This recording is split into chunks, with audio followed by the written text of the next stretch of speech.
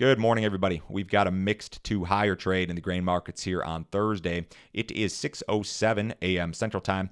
May corn futures up 10 and a quarter at 740 and a half last trade. December corn up 10 and a quarter at 640. May soybeans up 9 and 3/4 at 1659. November beans up 6 and a quarter at 1466 and a half. May Chicago wheat up 4.5 cents at 1073 and 3/4. May Kansas City wheat down 3 and a quarter at 1069 and a quarter. May spring wheat up a half cent at 1050 and 3/4. If you guys are listening on the podcast, appreciate it. Leave me a rating, leave me a review if you have not already. If you're watching on YouTube, my goal is to get to 5,000 subscribers this year. I think we can do it. Make sure you subscribe, like these videos, leave me a comment. If you need some additional assistance from me, guys, go to my website, www.standardgrain.com. Check out my premium subscription service. It's $49.99 a month. There's no other fee, no other obligation. You can cancel it at any time. You'll get my morning email, all my grain marketing recommendations, a ton of weather info, my daily subscriber-only videos, which have become very, very popular. I did a subscriber-only video yesterday regarding new crop corn and soybean marketing and options in particular. I ran through a few different option strategies, really kind of a no-frills conversation regarding options. I talked about some of the shortfalls of options. You know, a lot of farmers don't like options. I talked about why that is. So kind of a real conversation about options yesterday. If you're interested in that, give that premium subscription a shot. We've got some snow and rain moving into the U.S. southern plains today. You've got snow over parts of Colorado, Wyoming, and then it's kind of turning into rain, I think, as it gets into Nebraska and Kansas. This system could provide some really strong accumulation over parts of Kansas and Oklahoma here over the next week. This map on my screen is the next 7 days, what's expected in terms of precipitation. I mean, almost all of Kansas, all of Oklahoma, a chunk of northern Texas. The Mid-South is going to be really wet. Southern Iowa, almost all of Illinois, Indiana, parts of Ohio. So you're going to see a lot of rain in a lot of places here over the next 7 days. This is much needed relief for the southern plains and the HRW wheat crop in particular. The western corn belt's been dry. Northern plains won't see very much. In the central and eastern corn belt, this could almost be too much for some areas, I believe.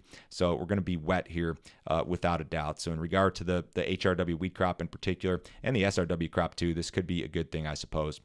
Russia's invasion of Ukraine is ongoing. You've seen a ton of back and forth regarding the headlines. Yesterday morning, Russia said that some parts of a possible peace deal with Ukraine were close to being agreed upon and that Ukraine had agreed to discuss neutrality. Still, this morning, Russian forces blasting Ukrainian cities again. Reports of some really tragic stuff in terms of civilian casualties continue to emerge. The invasion began 3 weeks ago today. So you've still got a tremendous amount of uncertainty regarding the situation, and as it concerns us, agriculture, export prospects, that sort of thing. Ukraine's wheat crop is in good shape. The country's deputy ag minister said this yesterday. As for the new crop, winter crops are indeed in good condition throughout the country, and despite the difficulties in which field work has to be carried out, Ukraine will have bread. He then went on to talk about export potential. He said this: of course, the export potential is significantly undermined by this war, which will lead to higher prices. So without a doubt, some export disruptions here. The crop's in good shape. Are they able to harvest the crop? There's still a lot of unanswered questions here in regard to all of that. U.S. ethanol stocks remain very high. EIA reported another about 3% increase in stocks on the week, 25.945 million barrels. We've really only been at this level of ethanol stocks during the spring COVID panic of 2020. Aside from that, this is basically the highest level of ethanol stocks we've ever seen. Now, ethanol production was about flat on the week. It's near a normal level, 1.026 million barrels per day last week. Production margins for the U.S. ethanol producer generally positive, although the high stocks are a concern for some traders. Gasoline demand is better than last year, but it's below levels seen in 2020, 2019, and 2018 from a seasonal standpoint. And I don't know if that gasoline demand is slightly reduced because of high gas prices, or maybe you're just seeing a shift in driving habits with the kind of work from home movement and things like that. People are not commuting as much. But in any case, ethanol production's good. We're on track to meet USDA targets in regard to corn demand for ethanol, but these high stocks are a concern, I think. The Fed made its first rate hike since 2018 yesterday. The Fed fund rate was increased by a quarter point. We've now got a target Fed fund rate of a quarter up to a half a percentage point. It was essentially zero previously. The Fed fund rate had been near zero since the beginning of the COVID pandemic, so essentially for the last 2 years. It was also at zero for years following the 2008 global financial crisis. The Fed has penciled in rate increases at each of the 6 remaining meetings this year. Assuming that this path is not altered, the Fed fund rate should be near 2% by the end of this year and near 2 3/4 by the end of 2023. The Fed expects to begin reducing its balance sheet at a coming meeting. Powell kind of hinted that maybe that could be in May. The Fed slashed its GDP forecast from 2.8% from 4% previously.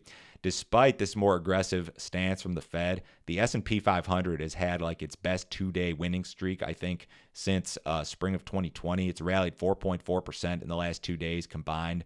Big rally after the Fed announcement yesterday. So the stock market's acted better despite all of this. So I suppose you can make the argument, at least for the moment, that a lot of this stuff with the Fed had been discounted into the marketplace.